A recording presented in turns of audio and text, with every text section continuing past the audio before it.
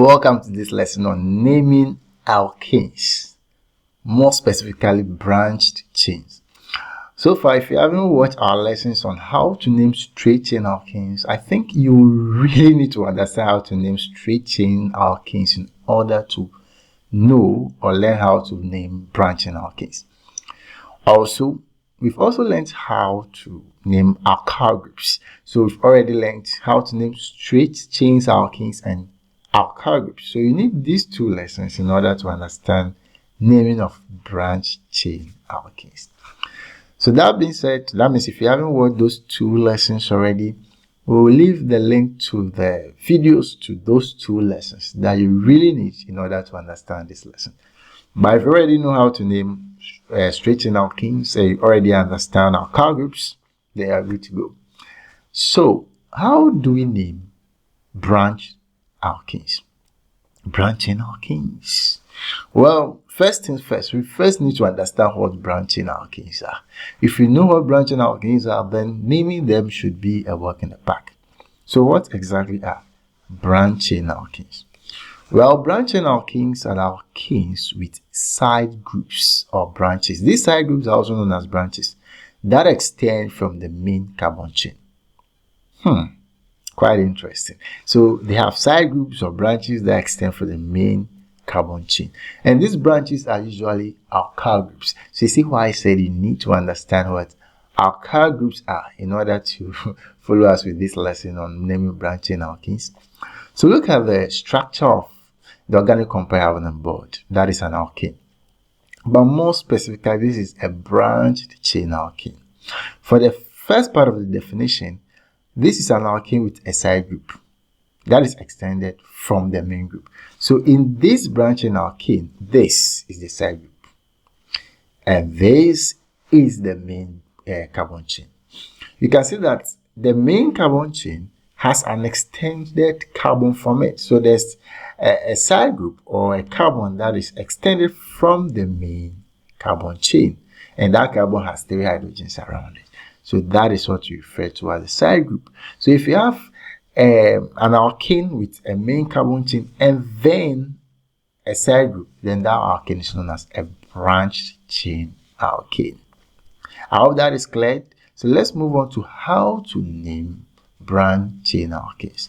Like we said earlier, in order to name these alkanes, there are some set of rules we need to follow that have been given to us by IUPAC. Well, and then we've already applied these rules in naming a straight chain alkane. So if you had read that lesson already, this should be easy for you. But I'll go through the steps one by one again, or step by step again. So we have a branch chain alkane over there, and here are the steps for naming, or the rules for naming this branched alkane. The first step is to identify the longest continuous chain. The longest continuous chain, and the longest continuous chain becomes the parent alkane. Longest continuous chain. If you know how to name straight chain alkanes, this should be easy for you. So what is the longest continuous chain? For the alkane we have on the screen, there are possibilities. So you have to identify the various chains present. For this clear and obvious chain present, that is the straight one. How many carbons we have there? Let's count 1, 2, 3, 4, 5. We have 5 carbons in this chain. But this is not all the chain that is present in this alkane. There's another chain, which is this. How many carbons? 1, 2, 3, 4, 5. So this is another chain. How do you identify a chain? For you to identify a chain, it should be a continuous link of carbon. One continuous link of carbon is one chain. So for the first one, you saw one continuous link from end to end gave us one chain. For another one, it came this way and moved up. That is another continuous link, another chain. For this also, we have 5 carbons. So for the first chain, we got 5. For this also, we got 5. What is the next chain? Continuous chain. This is it. 1, 2, 3. Only 3 carbons in this chain. But the first rule is to identify the longest continuous chain. So for the longest continuous chain, we can choose either the one that moves end to end or the one that moved this way moved up. So for the purpose of this lesson, I'll choose this. So that becomes the parent alkane. Good. So how many carbons we have out there? We have 5 carbons.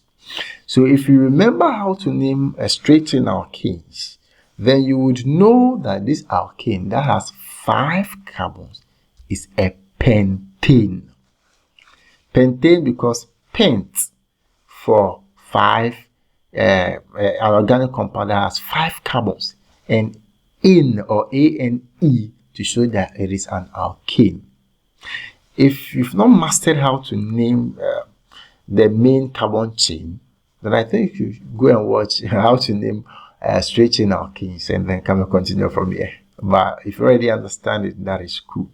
So the parent alkane is a pentane.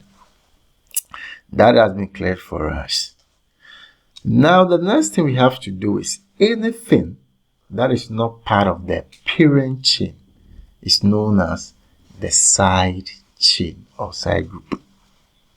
So you can see that the CH3 at the top is a side chain or a side group. It's not part of the parent chain. Good, we've cleared that out. Now let's move to the step number 2. The step number 2 is to number the carbon atoms in the main chain from the end closest to the branch. So number the carbon atoms in the main chain from the end closest to the branch. So there are 2 possibilities of numbering this carbon atom. We can either number from left to right or from right to left. Those are the possibilities. So let's first number from left to right. So for left to right, we have 1, 2, 3, 4, 5, indicated in red. What are from right to left? We have 1, 2, 3, 4, 5, indicated in blue. Now pay very close attention to the side chain. Which numbering gives you the lowest position for the side chain? Which numbering? It's obvious it is the blue numbering, the lower numbering, because on the blue numbering, the side chain is found on carbon number 2. But for the red numbering, the side chain is found on carbon number 4. And 4 is way bigger than 2. So that means we will disregard the red numbering and focus on the blue numbering. That being said, now what do we have to do? We have to name the branch as an alkyl group. So this branch that we have as an alkyl group is known as a methyl. Also, we've already studied how to name alkyl groups already in earlier video, the video just before this. So if you have not watched that yet, I'll leave a link to it in the description so that you can watch to understand how we came by the name methyl. So after naming the branch as a substituent or an alkyl group, what do you have to do? You have to assign a number to indicate where the branch is attached. I think that should make sense, right? Indicate the number, assign a number. So this is what it means. You can see that the side chain is found on carbon number 2, right? It's found on carbon number 2. This particular carbon, that's carbon number 2. So you assign this number, which is the position or the carbon on which the side chain is located. You attach it to the alkyl group. This is what we mean. So 2-methyl. So methyl tells us that is the alkyl name, and the 2 tells us that it is found on carbon number 2. And take note of this. Numbers are separated from words with what? Hyphen. So you see there's a hyphen there. So 2-methyl. So now we've assigned a number to indicate where the branch is attached. Now the last step is to combine. So we combine the branch name, that is 2-methyl, plus the parent name, that is pentane. And what does that give us? That gives us 2-methyl pentane. 2-methyl pentane. And take note, we use hyphens between numbers and words and commas between numbers. You see that on our next slide. So as a quick recap, step 1, identify the longest continuous chain. That becomes the parent alkane. Step 2, anything that is not attached to the parent chain is a side chain. Then you number the parent chain in such a way that it gives the side chain the lowest possible location on the parent chain. Then you name your side chain. For this we have methyl. Then you attach the position it is located on the main chain, that is 2, so 2-methyl. Then you combine the two names, the side chain's name and then the longest continuous chain, the parent alkane, so 2-methyl pentane. Good. That being cleared out, let's tackle another issue that you might come across. There are certain situations that you might have multiple branches on a single longest continuous chain. So in that way, these are the steps to follow. You have to list the multiple substituents in alphabetical order. So the alphabet A to Z, the one that comes first, should appear before the next alphabet in line with it. Then if a particular substituent appears more than once or is repeated, you use prefixes like di and tri. So if it appears twice, you use di. If it appears 3 times, you use tri. Yeah. And then one last you have to follow is use the lowest possible locant. That is number positioning. The lowest possible locant should always be so important. Well, if you don't understand that, we'll just go through these steps using this branch chain alkane. Now for this branch chain alkane, let's go through the steps for naming them. This obviously is the longest continuous chain. And how many carbons do we have in this longest continuous chain? So for starters, we have to identify the longest continuous chain, and we have found our longest continuous chain. Now anything not part of the longest continuous chain becomes what? A substituent. So you can see that we have CH3, and then the next one, we have 2 carbons and 5 hydrogens. Yes, also attached. So we have 3 separate substituents attached to the longest continuous chain. So in this case, we have multiple branches. So that's what we are looking at. We have multiple branches attached to a single parent chain. So what do we do? Well, let's focus on the longest continuous chain and then number them. We have 1 all the way to 8. That is one way of numbering. If you number from left to right, that gives us 1 to 8. What about from right to left? That gives us all the way to 8. 8, 8. But now, pay close attention to what we are going to do. Very, very close attention. Now, let's focus on the red, the numbering at the top. For the numbering at the top,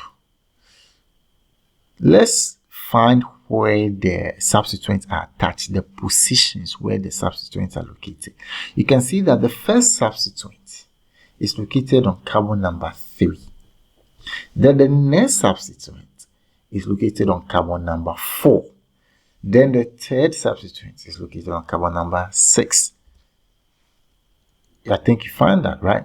So here are the locations: 3, 4, 6.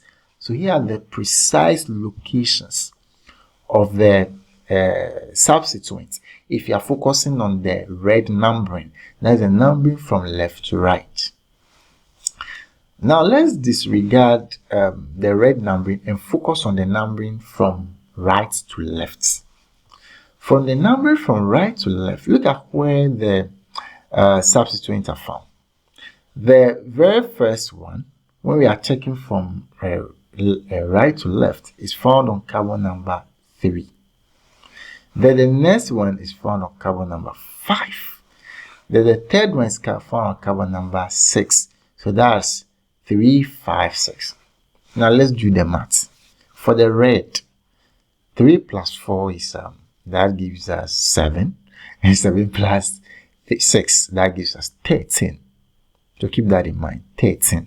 The sum total of the allocations is 13. What about the lower numbering? 3 plus 5 is 8. 8 plus 6 is 14. And 14 is huge. It's bigger than 13. So we go for the sum total that is less. So we'll disregard the lower numbering and focus on the upper numbering. When you master how to name this kind of branching alkenes, just by inspection, you will be able to identify which direction to pick. You don't need to go through all of these count. No. The more you practice, the easier it becomes. So back to track. We are focusing on the number from left to right. That gives us the lowest possible sum total of their positions. Now let's go through the steps. Let's name them.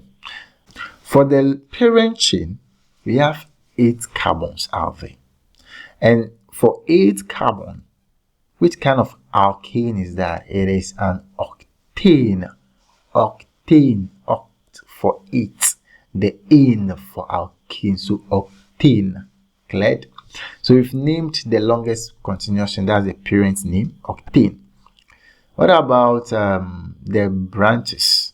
For the first branch, that is methyl.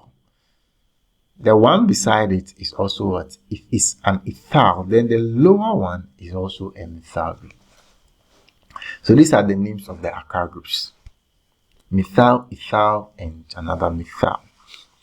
Now we have to attach the numbers or the position of these substituents to their names. So for the first one, it's found on carbon number 3. So you have 3-methyl. For the next methyl, the lower one is found on carbon number 4. So you have 4-methyl. And for the ethyl, is found on carbon number 6. So we have 3-methyl and another methyl, but on carbon number 4, that we have ethyl found on carbon number 6. So that being cleared out, we have to combine all these names, the substituents, and then the parent chain. But here's the fact. Look at the methyl. We have 2 of them. We have 2, right? So instead of saying methyl, we'd say dimethyl because there are 2. So dimethyl. I hope that's clear. But look at the first rule when we have multiple substituents. We have to arrange them in alphabetical order. Your alphabets in English, which alphabet comes first? E or M? Of course, you have A, B, C, D, E, F, G. So E comes before M. So if we are naming it, the ethyl has to come first. So we have 6-ethyl. Then we'll continue with the dimethyl. But I have to bring their positions first. So let's see what the name will be. That will be 6-ethyl, 3,4-dimethyl octane. Let's explain the name a little. 6-ethyl. The 6 tells us that the ethyl is found on carbon number 6. And we brought ethyl before the methyl because E comes before M.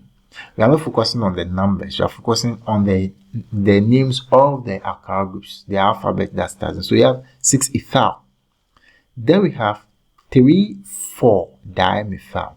Dimethyl tells us that we have 2 methyl groups, but the 3 and the 4 tells us where those 2 methyl groups are located on the parent alkene.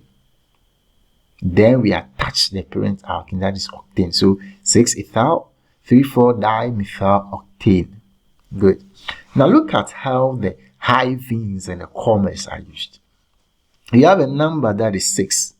Then right after the number, you have a name that is, or a word that is ethyl. So to separate numbers from words, you use hyphens. Take note of that. Then right after the ethyl, the next thing that comes is a number. So to separate a number from a word, we use a hyphen again. So that's why I have ethyl hyphen 3. But after the 3, we have 4, which is a number. So to separate 2 numbers, we do not use hyphen, but we use commas. So 6-ethyl 3, 4 dimethyl octane. I love this. So this is how to name branch chain alkanes. Easy peasy, right? Well, maybe not easy peasy, but just watch the video over and over again and you will understand, or you ride with us and you understand how come we find it so easy to name compounds like this. If you've still not subscribed to our channel, then please quickly do that to help this channel grow, because as we grow, the more we'll be able to prepare or give you lessons as interesting as this and help you ace or pass your exams. Well, we have a quiz for you. Name the organic compound below. What's this? What kind of organic compound is this? So many C's and H's around.